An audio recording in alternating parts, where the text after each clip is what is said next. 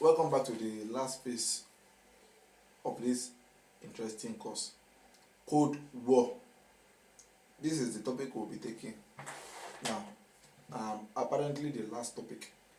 So I told you the other time when I was taking you World War II that one of the aftermath or result of World War II was that it resulted into Cold War.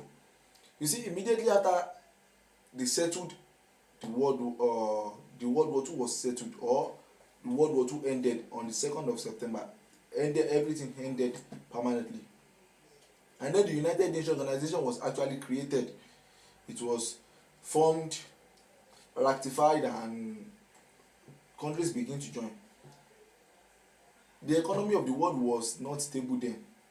So it created what bipolar system in the world. What is the meaning of bipolar? The existence of two superpowers in the world. And what was that? USA and USSR. And this formed the basics and the background for the coming of Cold War. Now, what is Cold War? You see, Cold War, why they refer to it as Cold War is that Cold War is a particular word that was fought by Proxy. You know the meaning of Proxy? It was not fought directly between the two opposition or the two countries that were actually into the battle. They did not fight a direct battle, but they were fighting indirectly. So the war was fought using proxy battle. That means supporting other countries that were on war. And then they used propaganda to fight against each other. That was the second point there. So they did not fight directly, like they did not open fire. USA did not open fire on USSR, and likewise USSR did not open fire on USA. So both of them were very careful not to intimidate each other into using the atomic weapon, because as at that particular time USA had possessed their own atomic weapon, then USSR too had also possessed their own atomic weapon. So each of them was very careful that if we should go and do something very very offensive to the other one, that one may provokingly release the atomic weapon, and that will cause what? Massive destruction. You know, the atomic weapon is an instrument of massive, or a weapon of massive destruction. It does not only kill just one person, it kills multiple people. So that is it. Now, I said the Cold War was between two countries, that is USA and USSR, who were the major world power name. So you see, USA was referred to as the capitalist bloc. Bloc is BLOC, bloc, capitalist bloc, or you refer to them as the Western bloc. Meanwhile, USSR on its own was referred to as what? The communist or socialist bloc, or the Eastern bloc. So those were the two blocs that were fighting against each other during the Cold War. And generally, the Cold War was fought for about 44 years. Though the date has not been agreed yet, but some scholars said it started in 1945 and ended in 1989 rather. While some people said it started in 1947 and ended in 1991. You see, that 1991 was the year USSR was dissolved and USSR collapsed. So some people said it was the collapse of USSR marked the end of the Cold War. So, but what we know is that whether it is in 1945 or 1947, everything happened within the start, and the period between the start and the end of the Cold War is 44 years. Now, what is the causes of the Cold War? Without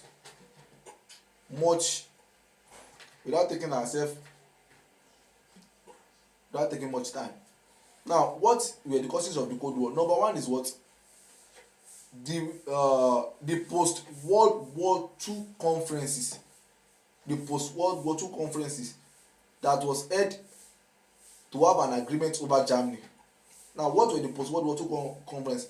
We had, after the World War, the victors of the World War, that means the victorious side in World War, that is the Allied power, France, Britain, USSR and co. They came together.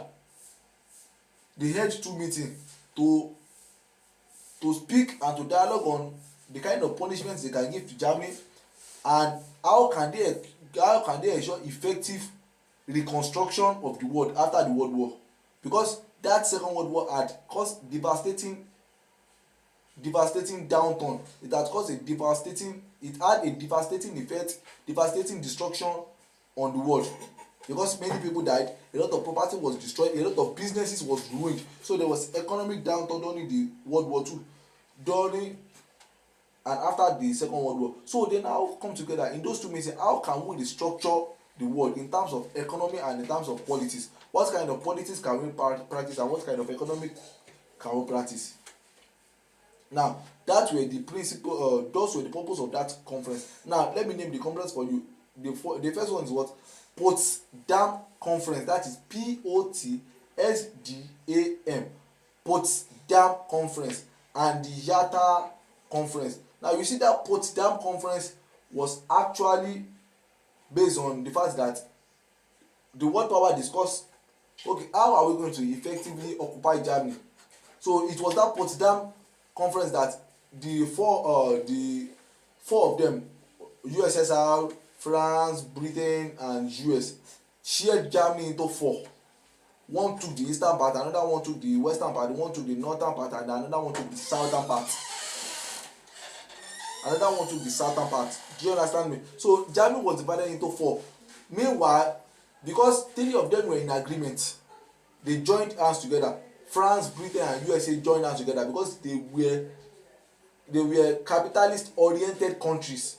Meanwhile, it was not left for only USSR to stand alone among them, because USSR operated a different one, that is the communist or socialist system. So it was now 3 against 1. Now the Yalta Conference now was how they would do what, was actually how, or the kind of punishment they would put on Germany. Now it was that conference that led to escalated fight and tension between USSR and USA. So they were talking of the reparation.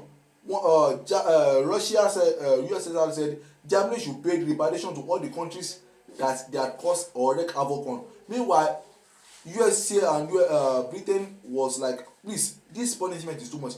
Okay, let them just pay reparation to some countries, not all the countries now.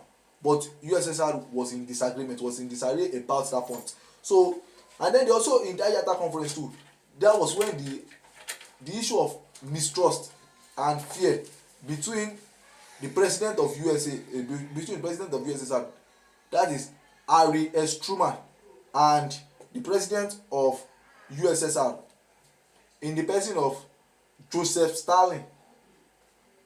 So the trust issue between them, or the trust between them, collapsed.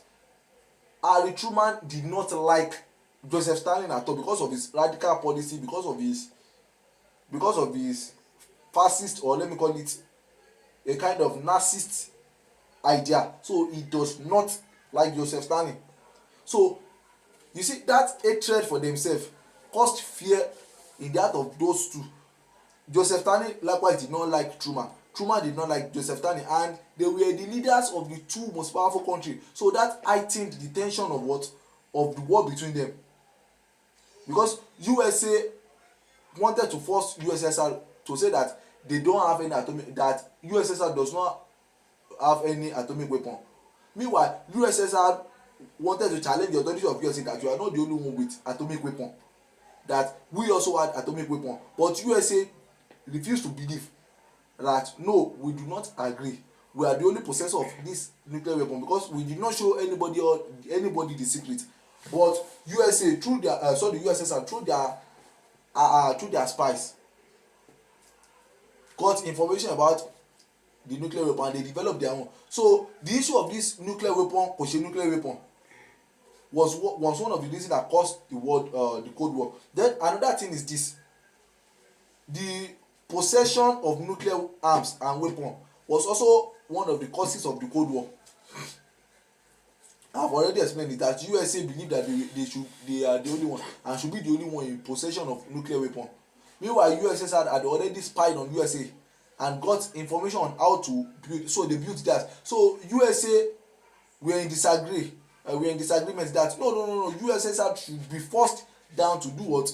To accept that USA is the only possessor of nuclear weapon. But USSR went ahead to test their own atomic weapon, which made USA very angry.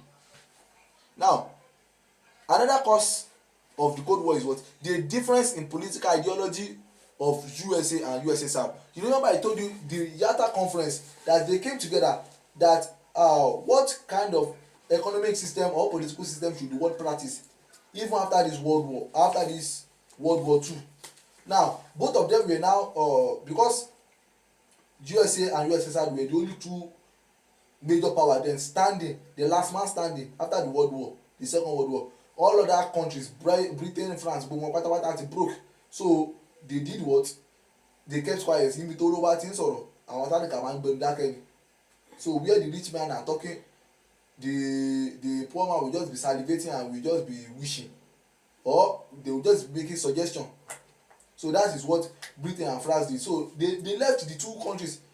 You are the only one with money now, and you are the only one with power. Continue to debate among yourselves. So the rest were just looking at them.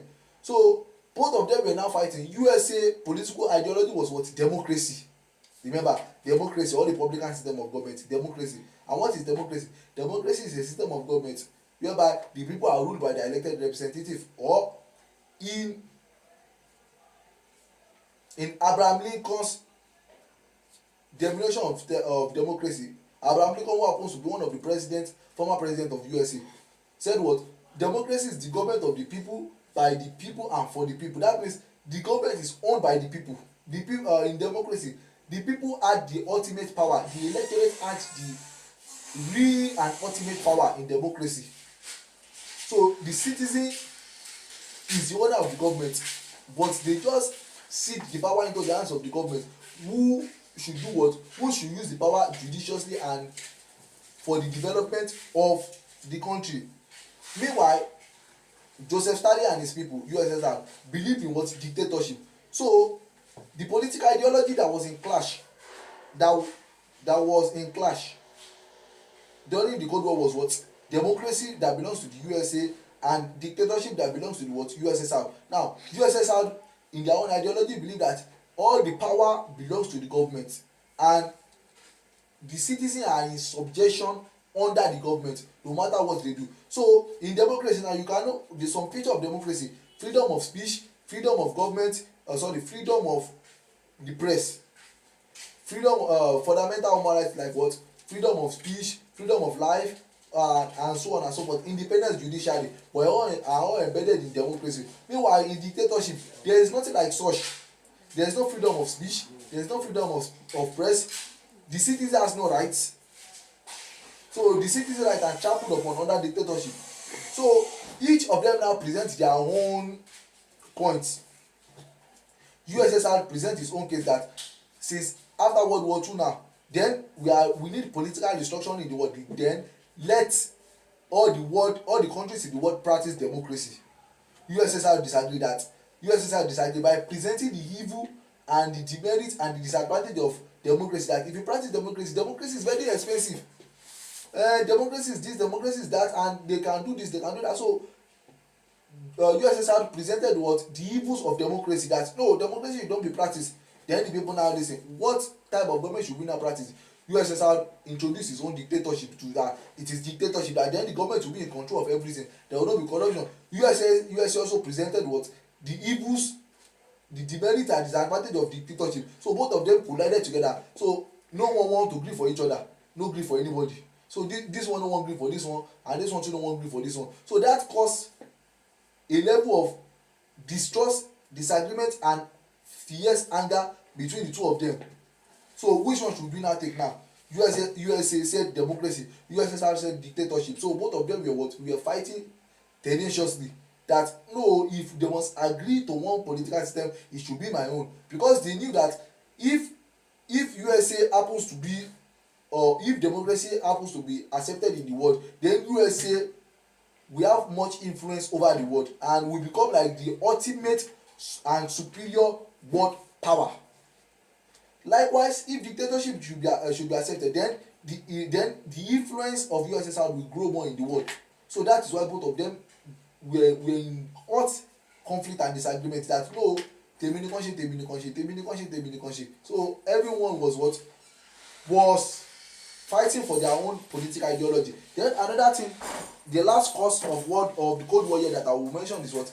Difference in economic system. Now what was that difference? Now when they came, they were also saying okay, because the economy of the world has been battered, shattered, crumbled and destroyed during World War II. So how can we restructure the economy of the whole world? How can we rebuild all the world economically? USA presented their own economic system, which is what? Capitalism. Meanwhile, USSR also presented its own. That is what? Communism and socialism. Now, what is capitalism? Capitalism is an economic system and it's also a political system whereby the means of production, distribution and all the economic resources in the country will be what? Will be controlled by almost private individuals. The government will have little or no influence over the economic situation in the country. So capitalism allows for what? Private ownership of property, private ownership of business, private ownership of investments, private ownership of means of production and distribution. So it will encourage what? Free flow of trade, massive production, and then there will be what? The price, there will be different prices in the market. So you'll be able to it will give room and choices for what? For the buyers. Meanwhile, USSR came again with their own counteracted capitalism. Like capitalism is very very evil. Why? Because capitalism, there will be exploitation of the masses by the few rich capitalists. Ẹ̀yin tó bá ṣe capitalism ní secondary school ẹ mọ̀ àwọn ẹlẹ́bẹ̀rẹ̀ lọ́wọ́ àwọn management science wọ́n mọ̀ ọ́ ọmọ management science tó bá ti mọ̀. So that is it. So USSR also presented some evil about capitalism again, that there will be the issue of price, the issue of unstable price will also set in. Apart from economic exploitation, then some people will be richer, while some people will continue to get poorer, because there will be unequitable distribution of income, because the rich will be getting richer while the poor will be getting poorer, because the rich that are producing will continue to do what? Put their own price that is comfortable for them without seeking out the influence or seeking out the satisfaction of the consumer. So as long as they can maximize and get their full profit, they have no concern about the buyer. So USSR also came up with its own idea, its own economic theology or its own economic ideology, which is what? Communism or socialism. Now what is communism or socialism? Communism or socialism is a system whereby no private individual is allowed to own any economic property, to own any means of production. Everything, every economic resources, economic activities, production and distribution is commonly it is controlled by the government, by the state on behalf of the people. So it is the government that control everything. Now they said yes, if we practice communism, then the issue of unstable price, there will not be unstable price because the government will fix the price. Then the issue of economic exploitation, nobody will be able to exploit anybody. Then there will not be issue of the rich getting richer and the poor getting poorer. No. But USA also presented the evil of communism, that communism is a very bad idea, that the government will do what? Will exploit the people. The government will not care about the people. That issue will give the government ultimate power to become tyrant. So the government will become tyrant, and then they will not be able to be controlled by the people. So they will have ultimate power over the citizen, and then the citizen will suffer a lot. So this difference in political ideology and economic ideology caused a clash between USA and USSR, which escalated into fight. Now, those are the causes of what? Of the Cold War.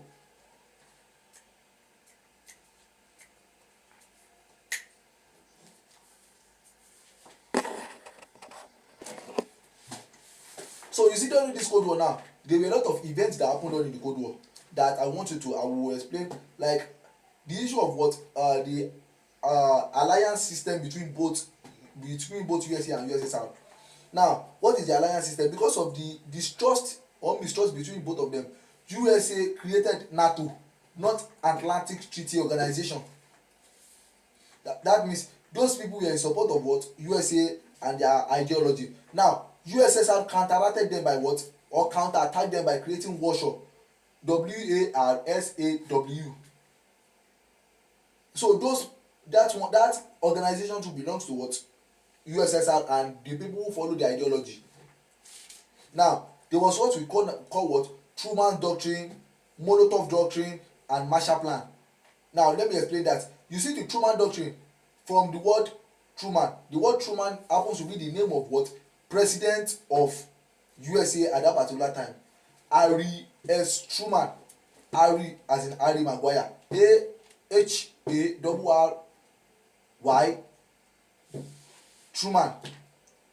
So you see, Harry Truman was the successor of Franklin Roosevelt. Franklin Roosevelt. So Truman continued the prosecution of Cold War. It was not the one who started it. It was Roosevelt. But Roosevelt died, so Truman succeeded Roosevelt. So Truman continued, and I told you Truman did not like Joseph Stalin at all. So he did something in his own policy. The Truman Doctrine was a policy of containment. It is called containment policy. Now, what is the containment policy about? The containment policy is about, listen very well, the containment policy is about trying to contain or trying to prevent the spread of communism in Europe or in other parts. Do you understand me? So the Truman Doctrine was what? Was a containment policy. That means to contain it, to avoid the spread of something, to prevent it from spreading. So Truman noticed that if USA does not take a drastic action, then there will be problem. And what will be the problem? Communist idea will spread throughout the world, and when the communist idea is accepted throughout the world, then there will be problem in the world. So the president came up with an idea of containment policy. So they blocked them, and this containment policy resulted into a lot of war. Like it resulted into the Vietnam War, the Korean War, the Cuban Missile Crisis, and a lot more others, which I may not be able to explain here.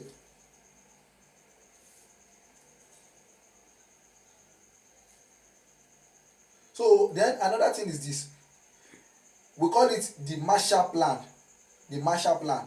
Now, what do we mean by the Marshall Plan? Okay, before I explain the Marshall Plan, let me go to Molotov Doctrine.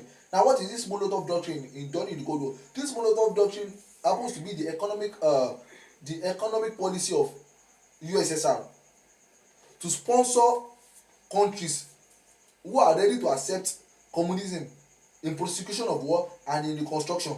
After the war, most countries were broke. So USSR and USA remains the only superpower, economic and political superpower. So they had money, they had this money. So they were looking for where to spend it. Where you give people money, then you have influence over them. So USSR was aiming that if you could give money to some people, then through that process we'll be able to spread our ideas. The same thing USSR and USA. So both of them were now using money to do was to spread their influence. So part of the USSR way of spreading their influence is this Molotov Doctrine. And this Molotov Doctrine has to do with what? Giving money to countries in Europe and in other part of the world, so that they can do what? They can build up their own economy again, and then by building up their own economy, they will feel indebted to USSR. So feeling grateful to USSR now, then they will have no choice than to support USSR, who has done good for them, who has helped them out of what? Poverty. So in this stage now, USA saw a particular danger that if you should allow this Molotov Doctrine to proceed, if you should allow this Molotov Doctrine to blow wide, most especially if it gets to countries like Greece, which happens to be the cradle of civilization, Greece, then if you should allow it to get to some important countries in Europe, then we'll be in trouble. So USA came up with another plan they called the Marshall Plan. The Marshall Plan. That Marshall Plan was a counter-attack plan to go against the Molotov doctrine of USSR. And what is that Marshall Plan? Marshall Plan is giving money. The USA to started giving money to countries. They gave money to Greece, gave money to so many countries that have been affected by the World War II, so as to avoid USSR helping them and spreading communism there. So one of the way through which USA fought USSR is through the Truman's doctrine and the Marshall Plan. The same thing, USSR fought USA through with the Molotov doctrine. Now, the end of the Cold War. Now, what signifies the end of the Cold War? What signifies the end of the Cold War was the death of Joseph Stalin and the rise of Mikhail Gorbachev. The rise of Mikhail Gorbachev. I believe you would have heard of the name Mikhail Gorbachev. I think Mikhail Gorbachev died last year. Yes. So Mikhail Gorbachev, but as at that particular time, Mikhail Gorbachev was still a youth, so he was inexperienced in terms of politics. So he was just barely introduced to politics, so he was inexperienced. But when he got there, he did a lot of things that led to to the end of Cold War, of which I will explain very soon. So you see, when Joseph Stalin died, then the subsequent leaders that were coming in saw a need to do what? To make peace. Because USSR has been facing internal problem, and then apart from the internal problem, they were also facing some kind of economic challenges. So that made them, their leaders started doing what? Making sure that there is peace, and they really wanted to stop the Cold War. Now let me now go to the outcome of the Cold War. That means the effect, outcome, aftermath of the Cold War. Number one is what? Unipolarity in the world. Or no, before I go to unipolarity in the world, let me chip this one first. The end of the Cold War signifies the collapse and dissolution of USSR. What do you mean by that? You know, I told you USSR comprises of about 15 countries. Ukraine was part of them, Russia is part of them, Belarus, Uzbekistan, Kazakhstan, Uzbekistan, Azerbaijan and all of that. All those countries, their name is tongue twisting, so forgive me and pardon me for that. So you see, USSR collapsed and got disintegrated because of some reason. Now I told you of Mikhail Gorbachev the other time. Now when Mikhail Gorbachev came in, he introduced two reforms called Glasnost, Glasnost. That is openness in economy. That is an economy reform. And then he opened what? Perestroika, Pereistrokai.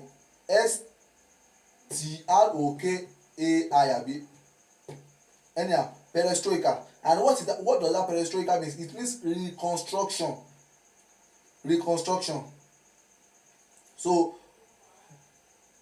the openness has to do with both economy and political. The Glasnost and perestroika both were what? Both were economic and political reconstruction or reforms. During the era of Joseph Stalin was a dictator, so he does not allow for the freedom of press. You know, I told you dictatorship does not allow for freedom of press. There is no freedom of expression for the citizen. You have no right to talk, because Joseph Stalin was apparently a military leader, so you can get gunned down if you talk about his government erroneously or talk about the evil of his government. But when Mikhail Gorbachev came there, he did something. He did openness. You know the meaning of openness? Transparency in government. That is the Glasnost. So it is a political reform. So then, and what about that is this? He removed the dictatorship aspect of that. Then he restored back what we call as the freedom of press, the freedom of speech for the citizen. Now this situation, this release of freedom of press and freedom of speech now made people to criticize the USSR evil. You know what they were not unable to do under the military leader Joseph Stalin. Now they were able to do it under. So they criticize the Gorbachev government very well. They criticize the USSR, accusing them of wasting their money on Pakistan, wasting their money on useless war that doesn't concern them. So people criticize USSR, and then the perestroika, that is economic reconstruction, was a total failure because of what? Because of embezzlement, and because they had to test an atomic weapon somewhere. So the people criticize them for the testing of atomic weapon on their land too, and then their economy was affected because USSR wasted a substantial amount of money, huge amount of money on Pakistan, of which they later lost. So when they lost Pakistan now, their people changed it for them. They went to what? Protest. That this is nonsense, we don't want this, we don't want that. So it's caused chaos in USSR. So in 1991, about 13 members out of the 15 countries in USSR voted for the what? Dissolution of USSR. That means let there be no country that will be USSR again. Let every of us go on our own separate way and go and live our own life. So they signed the document, and then Mikhail Gorbachev left his post as the head of USSR. Then the USSR got collapsed and then break away. So there was not like USSR. So the breakaway of USSR, or let me say the breakdown and dissolution of USSR, signifies the permanent end to Cold War. So Cold War ended finally when USSR got dismantled. So then this will lead us to what? The next point, that is independence of new states. Yes, you see the 50 countries under USSR now became independent. Ukraine went on their separate way, Azerbaijan went on their separate way, Uzbekistan went on their separate way, Russia went on their separate way. So most of them went on their separate ways. So they live independently. So I know you'll be wondering why Russia is attacking Ukraine about last 2 years, because they were both under the same umbrella, USSR, and they were both under warship during the Cold War. And imagine, NATO belongs to the USA. Ukraine now suddenly woke up one day and said, look, I am no longer interested in this again. I want to go and join NATO, which belong to their opponents during the Cold War. So you can see that Russia will not take it lightly with them. So that is one of the reasons why Russia is fighting Ukraine today, because if Ukraine succeed in joining NATO, then it will create a kind of problem for Russia. So that's why Russia is fighting with their blood to ensure that what? Ukraine decision will change. Now the last outcome, which will be the last point here, is what? Unipolarity in the world. The end of the Cold War signified was unipolarity in the world. What is unipolarity? The existence of just one major superpower in the world. And after USSR, who happens to be the second world power after World War II collapsed? Then USA remained the last man standing with political and economic power. So that signifies what? The perfect end to Cold War. And USA now became what? USA became the holy and major superpower in the world. So thank you, God bless you for this beautiful class. We meet next time. Thank you.